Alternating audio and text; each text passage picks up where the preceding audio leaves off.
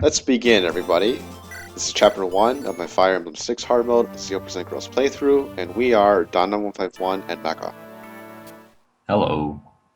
So most of the time in Fire Emblem games, Chapter 1 is kind of like a very easy chapter. It's an opportunity for the game to show the player the ropes, but that's kind of an exception in Fire Emblem 6, especially in hard mode, because for people who haven't had experience with hard mode before, this could be kind of a rude awakening. Most of the player units in this chapter don't do very well against the enemies. That is, they kill them in 3 or 4 hits.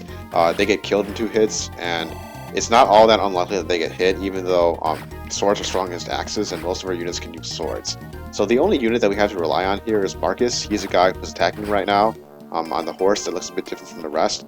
And unlike the rest of the scrubs that we have, Marcus doubles most of the enemies, and he can pretty reliably dodge most of them as well. Yeah, Marcus is gonna carry this run on his back for a pretty long time actually, since everyone else is so much weaker than he is, and he also has more move than most other people. Those other people include Alan and Lance. They're the 2 other horse units, and they're mostly similar.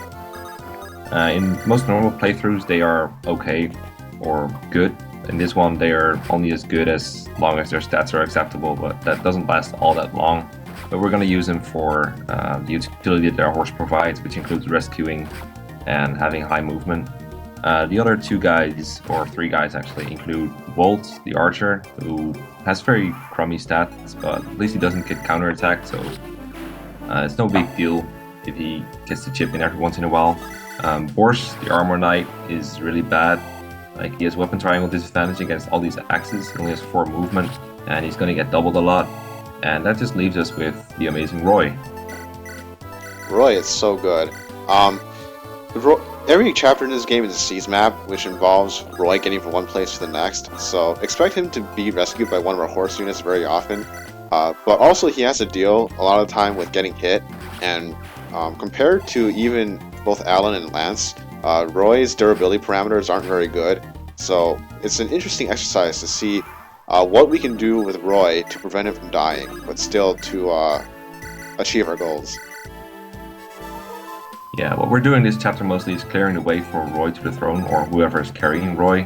This is mostly Marcus weakening people, and then other people just cleaning up the scraps and making sure that the way is free. That's the only way they can really contribute. Wolt and Borsch can't even do that, so they just hung back and made sure that with their combined powers, or like how Wolt is going to collect the village and get 5,000 gold for our wallet. The strategy that I use for the boss in this chapter is pretty conservative. I have Marcus do 1 round with the Iron Sword and 1 round with the Silver Lance.